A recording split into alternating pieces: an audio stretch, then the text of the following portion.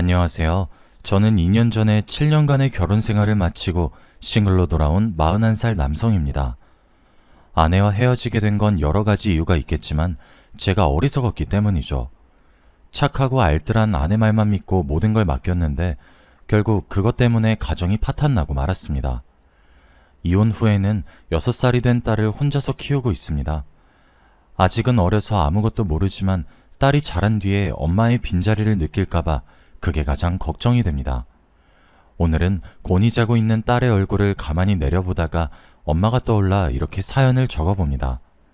2년 전에 엄마에게 해서는 안 되는 짓을 저질렀거든요. 부모가 되어보니 엄마가 저 때문에 얼마나 많은 마음고생을 했는지 알 수 있게 되었죠. 제 아버지는 초등학교 3학년 때 아사고로 돌아가셨습니다. 그때부터 엄마가 외동아들인 저만 보고 살아오셨죠. 여자 혼자 저를 키우면서 고생도 많이 하셨습니다. 하지만 엄마는 강하고 억척스러운 여장부셨습니다. 아버지가 살아계실 때는 두 분이서 식자재 도매상을 운영하셨거든요. 그런데 아버지가 돌아가시자 엄마가 혼자서 직원들을 부리면서 장사를 하셨습니다.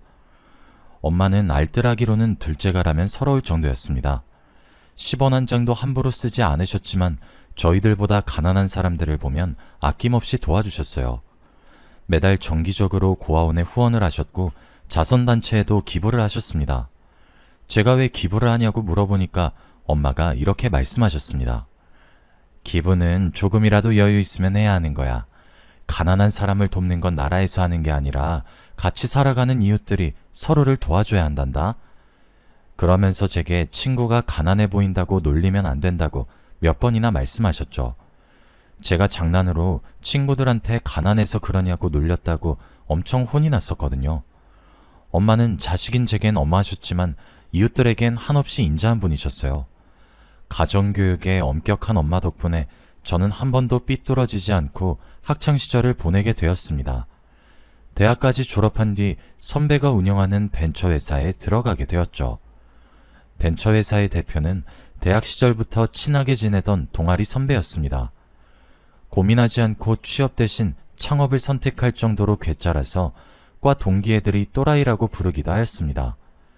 그 선배가 술을 먹을 때마다 마음에 남을 만한 명언을 해서 열정 넘치는 후배들이 좋아했던 것 같습니다.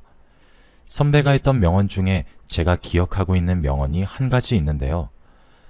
세상에는 두 가지 부류의 사람이 있어. 이미 만들어 놓은 길을 따라서 가는 사람과 없는 길을 만들면서 가는 사람이지. 나는 후자를 택하겠어. 선배가 이 말을 남기고 정말로 회사를 차려서 깜짝 놀랐습니다. 역시 천재는 실천력마저 남다르다고 생각했죠. 컴퓨터 프로그램을 전공했던 선배는 대학 시절부터 획기적인 아이디어를 자주 내놓았습니다. 미혼 남녀를 연결해주기는 소개팅 어플이 아직까지 대세일 텐데요. 선배가 그 소개팅 어플의 시초자였습니다. 그래서 선배가 남 밑에 들어가서 일하는 것보다 자기가 생각해낸 아이디어로 돈을 벌 수 있었던 것 같아요. 지금이야 그런 어플들이 많이 있지만 그 당시에는 정말 말도 안 되는 소리라고 외면당했습니다. 얼굴 한번 본 적 없는 남녀가 만날 거라고 상상조차 못했던 거였죠. 오히려 사람들의 경계심이 더 심해질 거라고 여겨졌습니다. 회원들의 신상을 철저하게 관리하는 결혼정보 회사들조차 정보를 사고 파니까요. 악의적인 사기꾼들이 판을 치는 마당에 모바일 앱을 통해 배우자를 찾으려는 사람들은 없을 거라고 생각했습니다. 하지만 선배는 포기하지 않았고 실패를 거듭한 끝에 앱을 만들어냈습니다. 지금은 이 어플이 젊은 사람들한테 큰 인기를 끌고 있죠. 저는 선배가 이끄는 회사에서 광고 영업과 마케팅을 담당했습니다. 아는 지인들에게 조금씩 투자를 받아서 시작한 터라 서비스를 확장해야 했지만 자금 압박이 있어서 어떻게 해야 하나 고민이 됐었는데요. 그때 구세주가 나타났습니다. 저희 회사에서 만든 앱이 서비스를 개시할 때부터 유심히 살펴보던 대형 모바일 통신업체 관계자가 대규모 투자를 약속한 것입니다. 전부터 지켜봤는데 아이디어도 좋고 타겟이 젊어서 아주 좋네요. 미혼 남녀들을 대상으로 한 광고도 요즘 많이 나오고 있어서 탐이 납니다. 혹시 규모를 키워볼 생각은 없으신가요? 이 제안을 받은 순간 머릿속에서 빵빠레가 울리는 줄 알았죠. 선배도 신이 나서 대형 모바일 통신업체 관계자와의 미팅이 끝나자마자 환호성을 질렀습니다. 진호야, 이제 됐어. 우리가 진짜 해냈다고. 우리 돈방석에 앉을 일만 남았어.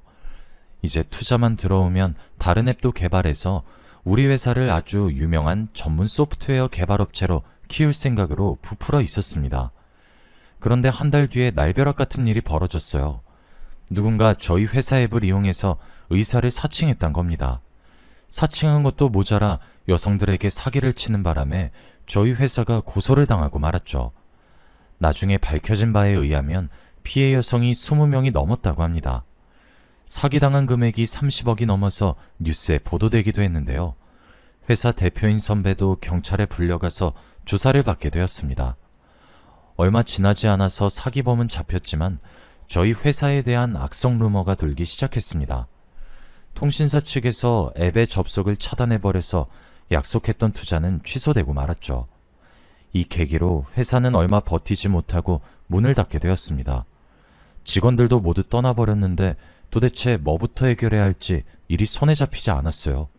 선배와 저는 끝까지 버티려고 했지만 선배도 결국 포기하고 손을 들고 말았어요. 저는 취준생이 되자마자 의료기구 판매회사의 영업직으로 들어가게 되었습니다. 주로 개인 병원을 상대로 의료기구를 팔거나 이미 설치되어 있는 병원에는 유지보수와 관리를 해주는 업무였는데요. 의사들을 상대해야 하는 직업이라서 스트레스가 심하게 느껴졌습니다. 모든 의사들이 그런 건 아니지만 대체로 의사들이 자기보다 못한 사람들을 하찮게 보는 경향이 있더군요. 제가 관리하던 대형 내과병원 원장도 그런 사람이었습니다. 저한테만 유독 갑질이 심해서 그 원장을 볼 때마다 속이 부글거렸죠. 그 병원은 저희 회사에서 판매하는 검사 장비들을 여러 대 가지고 있어서 주기적으로 소모품을 교체하거나 점검했어야 했어요. 그날도 점검을 하러 병원을 방문했는데 저를 보자마자 어이없는 요구를 하더군요. 아, 최 기사, 마침 잘 왔어. 환자 대기실에 전등이 하나 나갔는데 갈아 끼워줘. 그리고 화장실 세면대 물이 잘 안 나오더라고. 그것도 같이 봐주라. 네? 제가요? 왜? 못하겠어? 저번에 일하던 직원은 해줬는데 안 해줄 거야? 아니요, 해드려야죠. 원래 이런 거 해드리는 거 아닌데 원장님이니까 해드리는 거예요. 제가 웃으면서 능글맞게 다음엔 안 해주겠다고 대응해보았지만 소용없었습니다. 저를 볼 때마다 병원 관리인처럼 다루면서 자질구레한 일을 시켰거든요. 이런 건 병원 내 직원에게 맡기라고 말하면 자기가 그 회사에 쓰는 돈이 얼마인데 일을 이렇게 하는 거냐고 소리를 치셨습니다. 그래서 결국 그 병원을 방문할 때마다 하라는 일을 다 할 수밖에 없었죠. 더 치욕스러운 건 원장이 절 최기사라고 부르는 것이었어요.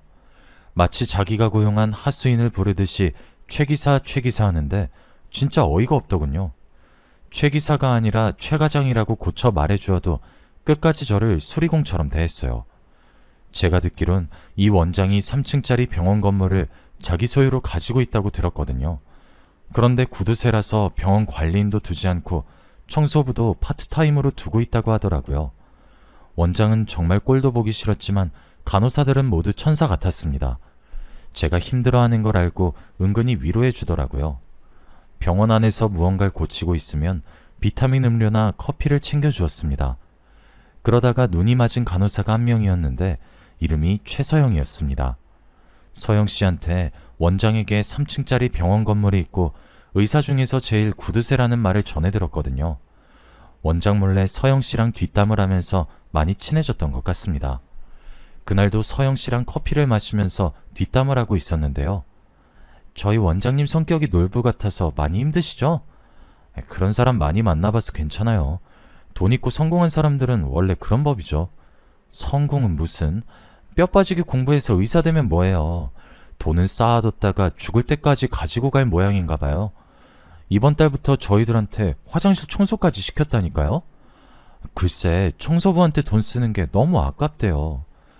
원장 뒷담으로 가까워져서 그런 걸까요? 볼 때마다 서영 씨가 편해지고 이야기도 더 많이 나누고 싶어지더라고요. 그래서 슬쩍 농담을 하면서 서영 씨한테 번호를 물어봤습니다. 서영 씨, 이러다 저도 잘리는 거 아니에요? 청소부도 자르는 마당에 저한테 주는 돈도 아깝다고 서영 씨한테 의료기구 점검 맡길까봐 걱정되는데 잘리기 전에 서영 씨 번호 좀 받아볼 수 있을까요? 당연하죠. 저 과장님도 잘리면 이 병원 그만둘 거예요. 월급도 너무 짜게 줘서 더 다닐 이유도 없거든요. 서영 씨가 제 농담에 까르륵 웃으면서 번호를 주더라고요. 앞으로 서영 씨랑 연락할 생각에 너무 기뻤죠. 저는 그 뒤로 서영 씨랑 문자를 나누면서 서영 씨가 주말이면 배드민턴 동호회에 나간다는 사실을 알게 되었습니다. 그래서 저도 배드민턴을 좋아한다면서 동호회에 나가게 되었죠. 하지만 저는 어릴 때나 배드민턴을 쳐봤지 나이 먹어서 배드민턴 라켓을 잡아본 적이 없었습니다. 당연히 동호회에 들어가서 초보 실력을 그대로 드러내고 말았죠. 그 모습을 지켜보던 서영 씨도 제 마음을 눈치챘는지 장난스럽게 물어보았습니다. 솔직하게 말해봐요. 배드민턴이 좋아서 왔어요? 제가 좋아서 따라온 거예요? 들켰네요. 서영 씨랑 더 친해지고 싶어서 따라 들어왔거든요. 너무 많이 티났나 보네요. 제가 어색하게 웃어넘기니까 서영 씨가 제게 배드민턴을 가르쳐 주겠다고 나섰습니다. 다른 사람들이랑 배드민턴 칠 때에는 뭐 이런 따분한 운동이 다 있나 했는데 좋아하는 여성이랑 운동하니까 그렇게 신날 수가 없었습니다. 그 뒤로 따로 만나서 연습하고 같이 밥을 먹고 차를 마시다 보니 자연스럽게 데이트 코스를 밟게 되었습니다. 그렇게 2달 정도 썸을 탄 끝에 정식으로 연애를 시작하게 되었죠. 서영 씨랑 사귀던 와중 새로 나온 장비를 원장에게 팔려고 병원으로 가져왔습니다. 역시나 제 예상대로 원장이 거만한 표정으로 장비를 소개하는 저를 쳐다보고 있더군요. 그 눈길을 꿋꿋이 참아내고 정중하게 장비에 대해 설명해냈습니다. 원장님, 이번에 새로 출시된 혈액검사 장비입니다. 지금 갖고 계시는 건 너무 구형이라 새로 바꾸셔야 하는데 이번에 바꾸시면 잘해드리겠습니다. 어떻게 잘해줄 건데? 우선 소모품 같은 건 전부 무상으로 제공해드릴 거고요. 대금 결제도 특별히 장기 할부로 해드리겠습니다. 뭐? 장기 할부? 어이, 최 기사, 장사 하루 이틀 해? 그런 거 말고 비즈니스적인 관점에서 뭔가 나한테 돌아오는 게 있어야지. 네?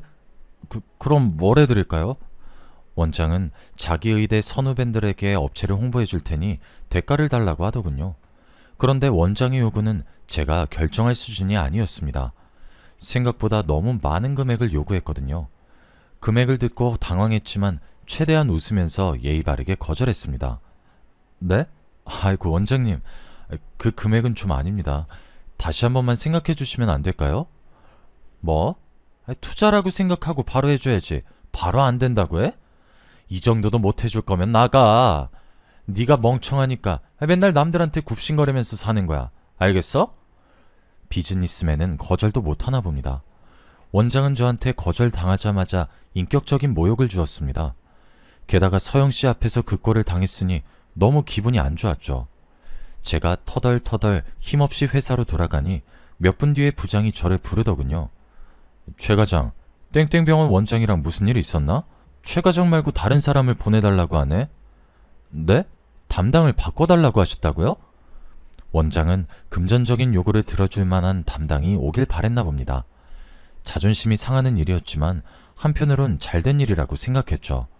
서영씨 앞에서 원장한테 무시당할 일은 없을 테니까요. 원장의 요구대로 제 담당 구역이 바뀌었습니다. 제 구역에 원장이 없어지면 마음이 한결 편해지더군요. 원장에게 쏟을 에너지를 서영씨에게 쏟을 수 있어서 좋았습니다. 그렇게 서영씨와 1년 정도 연애를 하다가 부모님께 서영씨를 소개하는 자리를 가졌습니다. 저희 엄마가 관상에 관심이 많이 있어서 오목조목 따져보시는 걸 좋아하셨거든요. 서영씨를 진지하게 만나고 있어서 엄마가 어떻게 보실까 기대가 됐습니다. 다행히 엄마가 서영씨를 보자마자 마음에 들어 하시더라고요. 눈매가 아주 선하고 착해 보이는구나. 관상만 좋은 게 아니라 윗사람을 대하는 태도나 말투도 예의가 있고 가정교육을 제대로 받은 것 같아서 마음에 든다. 엄마가 좋은 사람인 것 같다고 칭찬하니까 저도 괜히 기분이 좋아졌습니다. 서영씨와는 한 달 뒤에 결혼식을 올리기로 하고 결혼식 준비를 하고 있을 때였어요. 결혼식을 보름 앞두고 있는데 제가 대전지사로 발령이 나버리고 말았습니다. 하지만 이미 엄마가 마련해 놓은 아파트가 있었습니다. 저 혼자 대전으로 가기에는 제 아내가 된 서영씨한테 미안했죠. 우리 아내를 두고 주말 부부로 지낼 수 없어서 대전에서 출퇴근하기로 결정했습니다. 하지만 아내는 결혼 후에 시댁살이를 자청했어요. 아니야, 우리 굳이 여기 살 필요 없잖아. 우리 신혼집은 전세로 돌리고 그 돈으로 대전에서 방 얻어서 지내. 대전에서 매일 출퇴근은 무리잖아. 나는 시댁으로 들어가서 어머님이랑 살게. 응? 정말로 시댁살이를 하겠다고? 당신 눈치 보일 텐데? 왜 눈치가 뭐야? 어머님이 나한테 뭐라고 한 적도 없는걸? 어머님 처음 만났을 때부터 친정엄마처럼 편했어. 어머님이라면 같이 살아도 좋을 것 같아. 당신이 그런 말 할 줄 몰랐는데 고마워. 대전 가서도 여유 있을 때마다 꼭 올라올게. 응, 여보. 나도 시간 날 때마다 내려가서 당신 보러 갈게. 안 그래도 우리 엄마 몸도 안 좋아서 걱정이었는데 고마워. 우리 엄마 케어해주느라 힘들 텐데 무리해서 안 내려와도 돼. 아내가 웃으면서 너무 걱정하지 말라고 하는데 눈물이 나올 것 같더군요. 대전으로 내려가면 아내보다 혼자 있는 엄마가 걱정이긴 했습니다. 그런데 아내가 자처해서 시댁에 들어오겠다고 하니 너무 고마운 일이었죠. 요즘 여자들은 시어머니의 시자만 들어도 경기를 한다는데 남편도 없이 시어머니를 모시고 같이 살겠다는 아내가 천사같이 느껴졌습니다. 게다가 아내는 엄마의 기분을 잘 맞춰주면서 며느리 노릇을 톡톡히 해냈습니다. 제가 주말마다 올라오면 엄마가 입에 침이 마르도록 아내 칭찬을 늘어놓았거든요. 아유, 잘 왔다. 내가 어제는 드라마 보다가 드라이브 가고 싶다고 말하니까 갑자기 차 끌고 인천 앞바다라도 보러 가자고 하는 거 있지? 나도 성격이 깐깐한 편인데 새 애기는 뭐 하나 내 눈밖에 나는 게 없더라. 음식도 잘하고 눈치도 빠르고 집안일도 완벽하게 잘 해내는데 진짜 내 딸이었으면 좋겠더라. 그 말을 듣는데 가슴이 찡해 오더군요. 아내는 결혼 후에 병원을 그만두고 엄마가 운영하는 식자재 도매상의를 거들고 있었습니다. 제가 병원을 그만두지 않아도 된다고 해도 엄마를 돕고 싶다고 했거든요. 말만 번지르르하게 잘하는 것이 아니라 가게 일을 하면서도 집안일도 빈틈없이 해서 엄마 마음에 쏙 들었던 겁니다.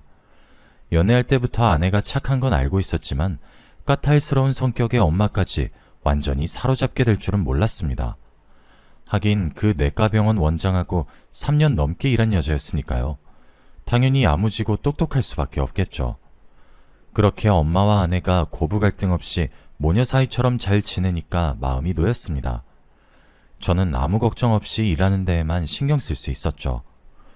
그러다 2년 뒤에 아내가 아이를 가지자 엄마의 며느리 사랑은 하늘을 찌를 정도가 되었습니다. 얘야, 이제부터 너는 아무것도 하지 말고 편하게 쉬면서 태교만 하거라. 네가 건강하고 마음 편해야 순산하는 법이다. 어머님, 저는 괜찮아요. 병원에서도 들어 누워있는 것보다 적당히 몸을 움직이는 게 훨씬 좋다고 했어요. 아니다. 이제부터 가게에 나오지 마라. 집안일도 가사도우미 부를 테니까 넌 가만히 있어. 아, 정말 괜찮은데? 엄마는 눈에 넣어도 아프지 않을 아내를 위해서 지극정성을 다하셨어요. 그 덕분인지 아내는 예쁜 딸을 낳게 되었습니다. 저희 엄마가 아들이 아니라서 실망하실 줄 알았는데 첫째는 아들이어야 하는데 라고 중얼거리는 아내를 위로하고 있더라고요. 아유, 요즘 시대에 무슨 아들. 요즘 시애미들은 아들보다 딸을 원한다. 늙음하게 키우는 재미는 딸이 훨씬 나아. 그래도 아들 낳으면 어머니께서 더 마음 놓으셨을 텐데 아쉬워요. 아들이었음 의지가 많이 되셨을 거 아니에요. 아니다. 난 너만 건강하면 됐다. 애야, 또 낳으면 되는 것이야.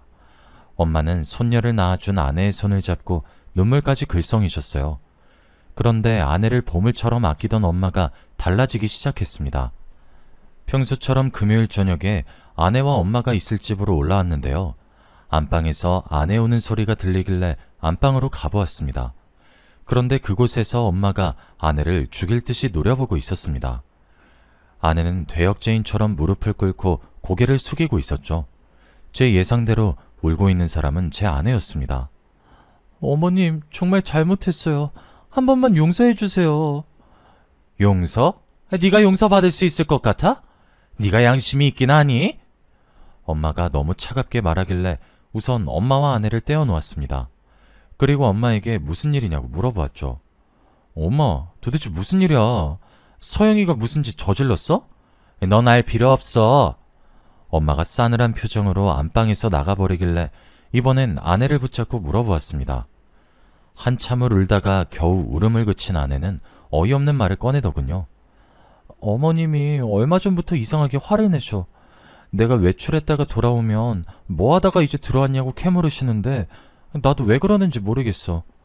오늘도 친구들이랑 약속이 있어서 잠깐만 나갔다 온 건데 갑자기 화내시는 거야.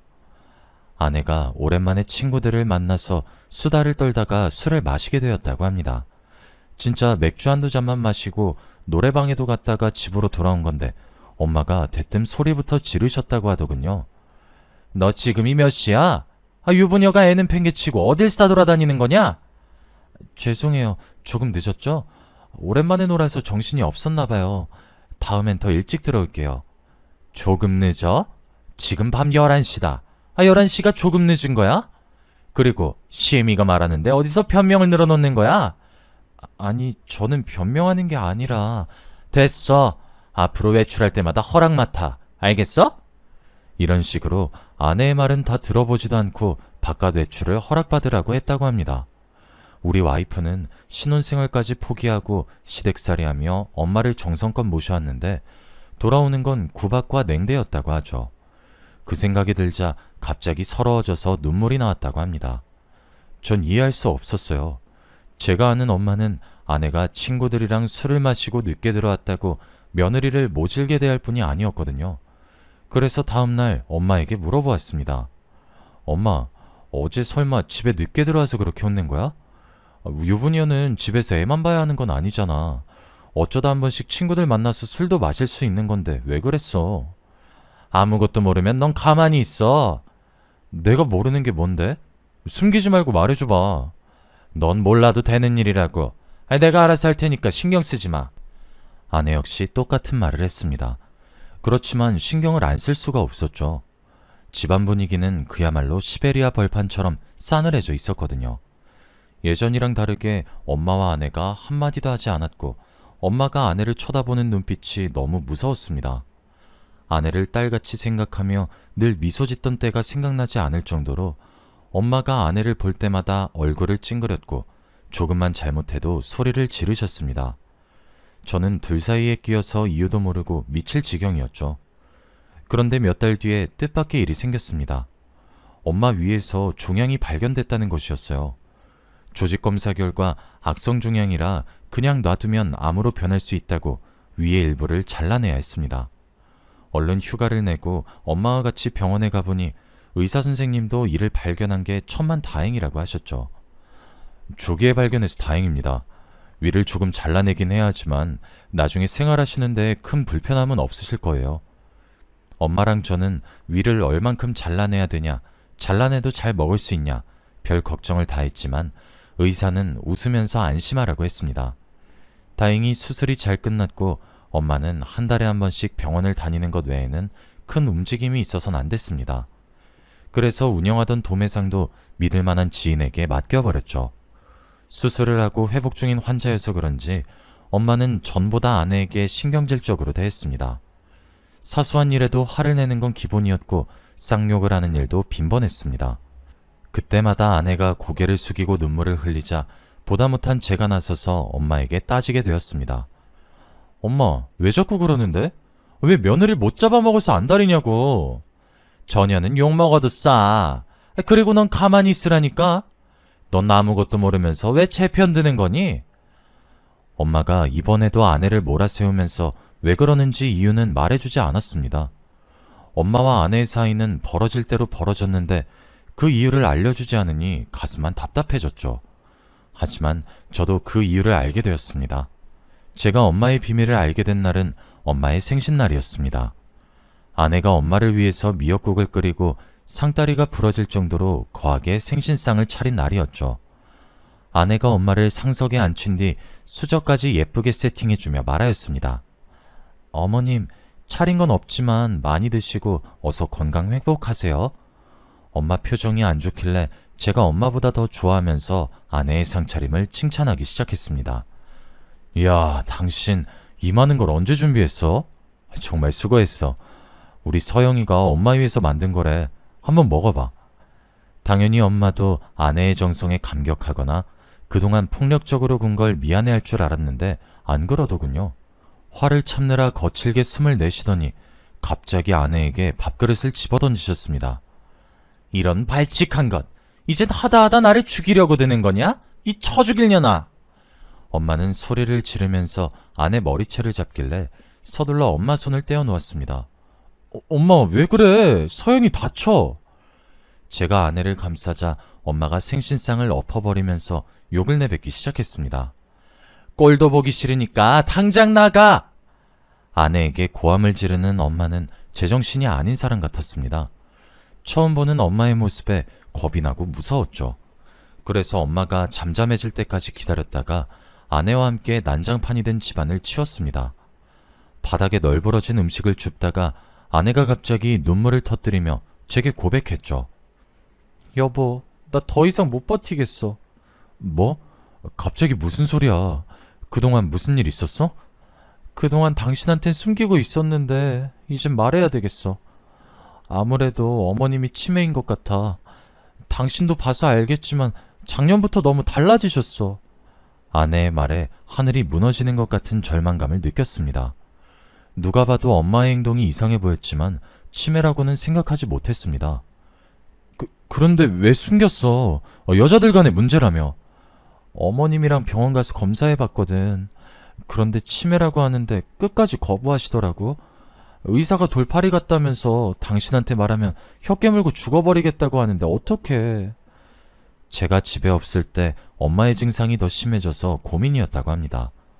엄마도 숨기고 싶어하고 어차피 말해봤자 요양원에 보내는 방법밖에 없어서 말하고 싶지 않았다고 하네요. 결국 아내도 지쳤는지 치매 클리닉에 보내보자고 하였습니다. 지금 당장 입원시키자는 거 아니야. 어머니가 어떤 상태인지 알아야 할 것 같아서. 나도 정말 이런 말 하고 싶지 않았는데 너무 힘들어서 버티기 힘들었어. 알았어 여보, 울지 마. 내가 봐도 엄마가 이상해진 것 같아. 당신 말대로 한번 해보자. 당연히 저는 엄마에게 치매 검사를 해보자고 요구했죠. 엄마는 둘이서 속닥거리더니 도대체 무슨 말을 한 거냐며 펄쩍 뛰며 치매가 아니라고 주장했습니다. 뭐? 치매? 그년이 시킨 거지? 나를 치매 걸린 노인으로 몰아세워서 가둬버리려고 수작 부리는 거 다 알아. 못 가. 난 절대 그런데 못 간다고. 엄마, 제발 이러지 마. 엄마가 치매가 아니라면 갑자기 화내고 이런 이유를 말해줘야 할 거 아니야.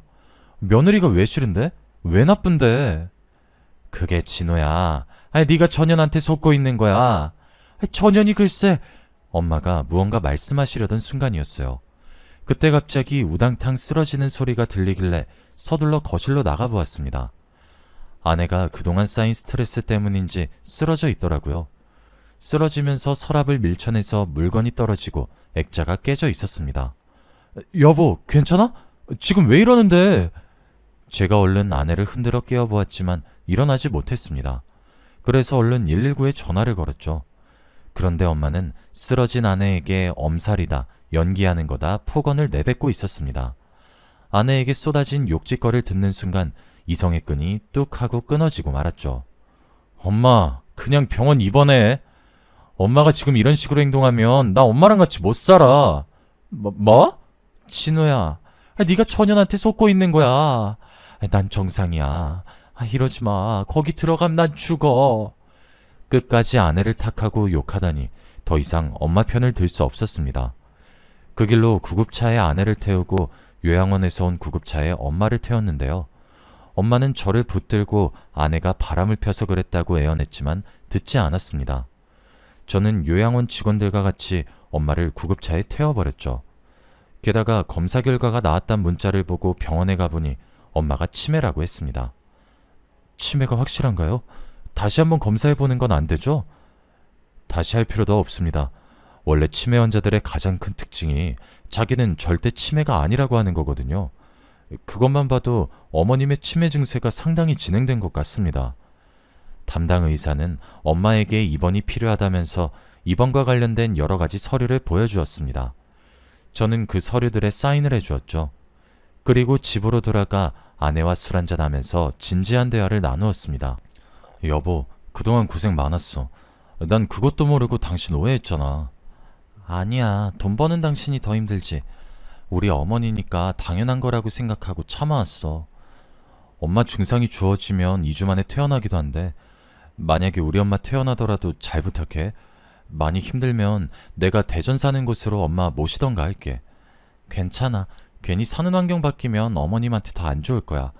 당신은 어머님 걱정하지 말고 일만 열심히 해. 여보, 진짜 고마워. 당신이 아니었으면 버티기 진짜 힘들었을 거야. 진짜로 아내 아니었으면 일부터 그만두고 엄마를 돌봤을 겁니다. 좋은 아내를 둬서 다행이었죠. 그래서 저는 아내만 믿고 대전으로 내려와 일을 하고 있었습니다. 그런데 보름 뒤에 엄마에게서 충격적인 문자가 날라왔습니다. 그걸 보는 순간 너무 놀라서 아무 생각도 안 들더군요. 그저 덜덜 떨리는 손으로 엄마에게 전화를 걸 수밖에 없었습니다. 문자 확인했니? 그게 그년의 본 모습이야. 우리 손녀딸 생각해서 이혼할까봐 죽을 때까지 입 다물고 있으려고 했는데 이젠 사실을 밝혀야 되겠다. 안 그러면 내가 그년 손에 죽게 될 테니까. 그 말을 듣자마자 바로 회사에 휴가를 내고 요양원으로 달려갔습니다. 병실에서 만난 엄마는 아주 평온하기 그지없었죠. 표정이며 말투까지 제가 알고 있는 엄마의 모습이 맞았습니다. 제가 멍하니 엄마를 바라보고 있으니 엄마가 앉으라며 옆에 있던 의자를 내어주었습니다. 긴 이야기가 될 테니 우선 앉아봐라. 그날 엄마에게 그동안 무슨 일이 있었는지 모두 듣게 되었습니다. 아내에게는 내연남이 있었던 것이었습니다. 엄마가 그 사실을 알게 된 건 손녀딸을 보게 된 후부터라고 했죠. 언젠가부터 외출이 잦아지고 남자와 전화통화를 자주 하고 있어서 이상하게 생각하고 있었다고 합니다. 그러던 어느 날 아내가 저녁 준비를 하는 동안 휴대폰으로 온 문자 메시지를 우연히 보게 되었다고 하죠. 남자가 사랑한다고 보낸 메시지를 보고 엄마는 외출한 아내를 몰래 따라 나섰습니다. 그리고 진짜로 아내가 내연남과 만나고 있는 것을 보고 아내를 불러서 추궁했다고 하는데요. 아내가 다른 남자도 아닌 전에 일했던 병원 원장과 내연 관계를 가지고 있었습니다. 그 원장은 저를 최 기자라고 갈구면서 갑질하던 놈이었죠. 내가 얼마나 무시당했는지 알고 있었으면서 그런 놈이랑 불륜을 저지르다니. 제가 분노에 휩싸여 입술을 꽉 깨물고 있자 엄마는 아내의 불륜을 제게는 비밀로 하고 덮어주기로 했다는 사실도 이야기해 주었습니다. 아내한테 지금이라도 정신 차리면 용서해 주겠다고 한 거죠. 우리 손녀딸 불쌍해서 가정 깨지는 걸 못 본다. 우리 아들 성격 알지? 네가 바람핀 거 아는 순간 봐주는 거 하나도 없을 거야. 바로 이혼소송 걸 놈이니까 지금부터 정신 차려. 그럼 진짜 없었던 일로 해주마. 네, 어머님, 정신 차리겠습니다. 다시는 그 사람 만나는 일 없을 거예요. 하지만 아내가 얼마 지나지 않아 그놈을 만나서 이사단이 난 거겠죠. 엄마가 그럴 때마다 아내를 불러서 야단을 쳤다고 합니다. 아내는 혼날 때마다 눈물을 흘렸지만 하는 짓을 보아하니 거짓 눈물인 것 같았습니다. 아씨, 짜증나게. 재수없게 또 걸렸다니까? 이번 주 못 만날 것 같아. 당분간 조심하자. 엄마의 눈을 피해서 계속 그놈을 만났고 엄마는 모든 걸 알고 있었지만 제 가정만은 지키려고 말하지 못했던 겁니다. 그런데 아내는 정말 해서는 안 되는 짓을 엄마에게 저질렀습니다. 위수술 후 이상하게 상태가 호전되지 않아서 의료진들도 엄마의 건강 상태에 주목을 하고 있었습니다. 그런데 의사는 엄마의 몸 상태를 검사해 보더니 식사 준비를 누가 했는지 물어보더군요. 엄마가 그건 왜 물어보냐고 질문하니 의사가 믿을 수 없는 답변을 내놓았습니다. 혈액 검사 결과 독성분이 나왔어요. 누군가 고의로 환자분 식사에 독을 넣고 있는 것 같습니다. 독성분은 일반인에게는 치명적이지 않지만 위와 장을 자극하기 때문에 위절제 수술을 받은 엄마에게는 치명적일 수밖에 없다고 했습니다. 그 순간 엄마는 3년 전에 아내의 권유로 들어놓은 생명보험이 떠올렸다고 해요.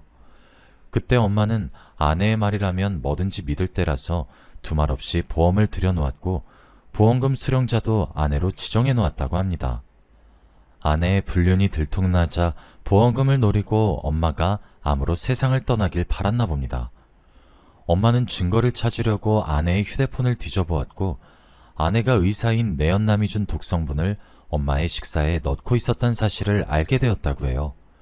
그래서 엄마는 아내가 차려준 독이 든 생신상을 엎어버렸던 겁니다. 저는 그런 줄도 모르고 아내 말만 믿고 엄마가 치매 환자라며 요양원에 보내버렸네요. 너무 모자란 놈이라서 그랬다며 울면서 엄마에게 용서를 빌 수밖에 없었습니다. 엄마, 정말 미안해. 내가 너무 어리석었어. 내가 바보같이 아내 말만 믿고. 아니야, 너를 속인 내 잘못이 더 크다. 그냥 이혼하라고 다 말해버릴 걸 그랬어.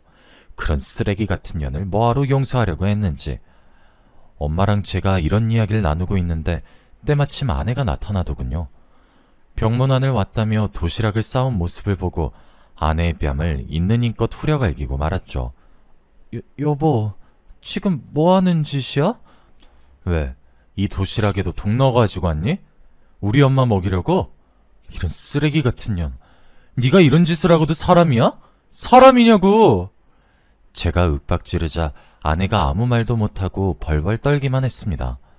나중에는 제발 신고만 하지 말아달라며 돈으로 협의를 보자고 하더군요. 제가 돈이 아무리 공해도 이런 여자의 돈을 받을 수 없죠. 그래서 저는 그런 아내의 얼굴에 이혼소송 서류를 준비하여 던져버리고 말았습니다. 아내뿐만 아니라 인간 같지 않은 내연남도 작살내 주었죠. 제가 신고도 하고 커뮤니티 사이트에 글을 올리니 동네의 소문이 쫙 퍼졌습니다. 당연히 그놈 가정은 파탄이 났고 경찰 조사 받으면서 의사면허도 취소되었다고 하네요. 제 아내도 그놈이랑 같이 구속될 거라고 합니다. 당연히 저희 엄마는 요양원을 나와 저와 대전에서 지내고 있습니다. 저희 엄마가 건강을 완전히 회복하셔서 손녀딸을 돌봐주시고 있는데요. 저도 열심히 돈 벌면서 무럭무럭 자라는 딸 모습 보는 재미로 살고 있습니다. 엄마는 그때 일은 잊어버린 지 오래라고 하지만 저는 엄마를 요양원에 가둬버린 그때가 잊혀지지 않습니다. 세상 누구보다 소중한 사람인데 그 사람을 믿지 않고 벼랑 끝으로 내몰았다는 생각이 드네요. 저와 엄마를 이렇게 만든 놈들이 징역을 살고 나와 잘 살까봐 잊혀질 때쯤 여러 사이트에 사연을 써붙이고 있습니다. 저는 그놈들이 잘 지내지 않았으면 좋겠거든요. 그래도 오늘은 이만하고 복수글을 줄여볼까 합니다. 여러분은 부디 이런 일 없이 행복하게 지내시길 바랍니다.